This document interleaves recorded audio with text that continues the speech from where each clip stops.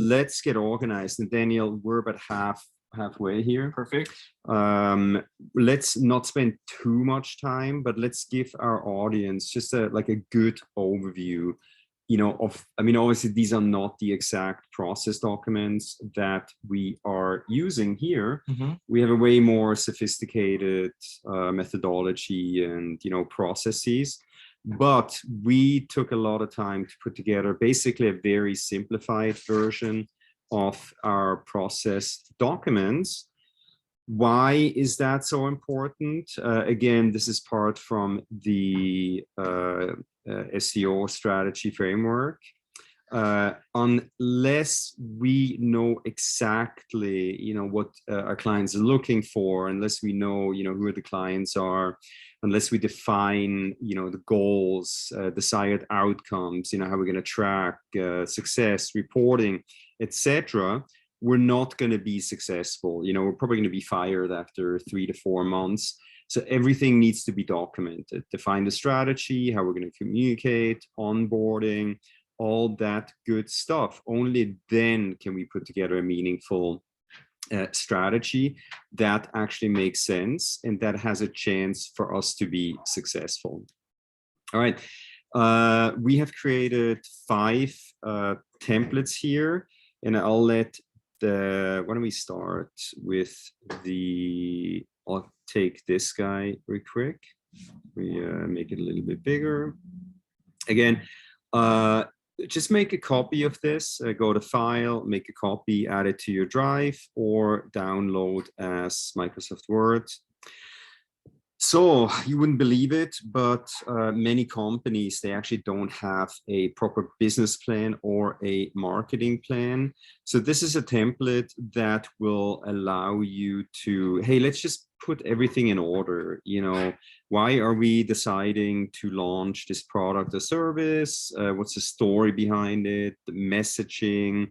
And by the way, feel free to, change this as you see fit. It has to make sense for your business, right?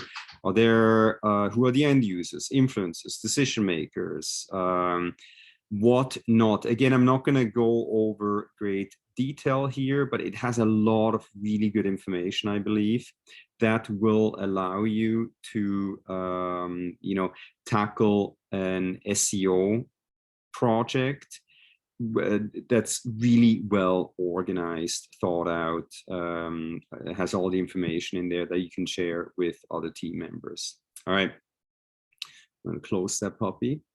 Then let me see, there's a question here.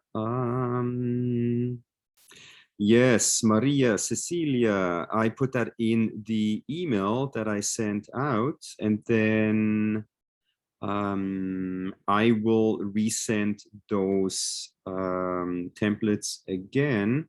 When I quickly, I'll plug this one into the chat, and then this one too, so that you guys already have it, so you don't have to wait. And then I'll let Daniel go over it. So these are basically the process templates that we're going to use. All right, there we go. Let me see, I think there was another question.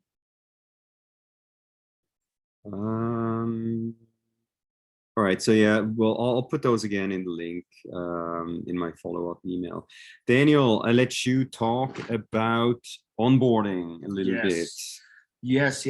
And then one thing to keep in mind is, onboarding for us might be slightly different than if you're onboarding yourself and you're managing your own client, your own company. But I still think the questions all need to be the same questions. And why? Well, let me explain that real quick. So, and I'm not going to go over this document step by step.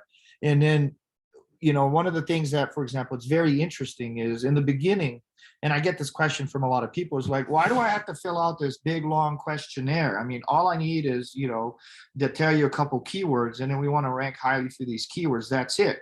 Why do I need to know buzzwords? And why do we need to know this? Well, I'll tell you why, for a couple reasons.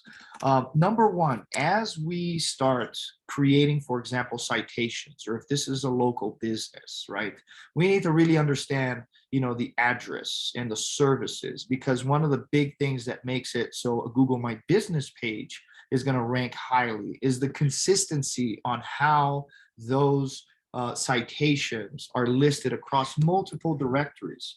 How well and how relevant and how consistent are the listing of services and products that you offer, right? One of the things that's in here as well, for example, target audience, right? Yes, we're going to select a keyword, and when someone actually searches for that keyword, we want on there. So why do you want to know who the target market is? Well, very importantly, because remember that one of the signals, for example, is social, right? So what does that mean? That means we're going to have a social person that's creating social messages, and they're going to be going to different platforms, and they're going to be putting out there. We cannot just create random content and expect it to connect with your audience. That's why these questions about who your persona is so important. What are their pain points? What values and what is something that they're really looking for? The minute that the social media content and even the content that we're creating for the website really addresses and communicates directly with that user persona, the ability that we're going to have to convert and engage with that audience is much, much, much higher. And that's why a lot of these questions that you see, for example, in here are extremely important. Channels, how are you communicating with them? Are you going out to trade shows? If yes, let's really focus on promoting that. Let's do some press releases. Are you doing, direct mailing? Well, how are we going to be able to leverage that? Which social media platforms are your audience, leveraging? That's something that we need to take in consideration when we're doing the social media activity. Again, what keywords and phrases do you think someone's going to be searching for? We go through an in-depth keyword research, which we're going to go over in more detail, but it's always very important to understand from the business owner, what are the keywords that you want to rank for? And a lot of times those keywords are going to be great keywords. And a lot of times those keywords are going to be good starting points for us to actually do research. But through our research, we're going to say, those are good, but you should really look into these long tail keywords or these other variables that are going to be that have a lot more opportunity to rank sooner and are going to generate a lot more qualified traffic. So again, as you go through this document, and there's a lot of information here, there is a method to the reason that every single one of these is being asked for, because everything comes together, right? It's not about just, yes, the outcome is we want someone to search for a specific keyword and land on the page. One of the things that we're going to be talking about is conversion rate optimization. One of the metrics that Google really takes in consideration is conversion rate and engagement rate, right? Doesn't matter if we rank highly for a page, but you have a bounce rate of 70%. What that's going to happen is Google's going to penalize that page and move you down, right? A bounce rate means someone looked at that page and they said, nah, this is not the page for me. And they're going to turn right back around. Why is it? Well, the majority of the times is because the way that initial content on that page is being written doesn't connect to your target audience in a meaningful way. How are we and our copywriters going to be able to write meaningful content? Is really understanding all of these things. What are the pain points? What are the buzzwords? What are they looking for? So again, that's why filling out, questions like this on the onboarding, process is such an important step of the process. Well said, well said. And then let's quickly talk about buyer persona profiles.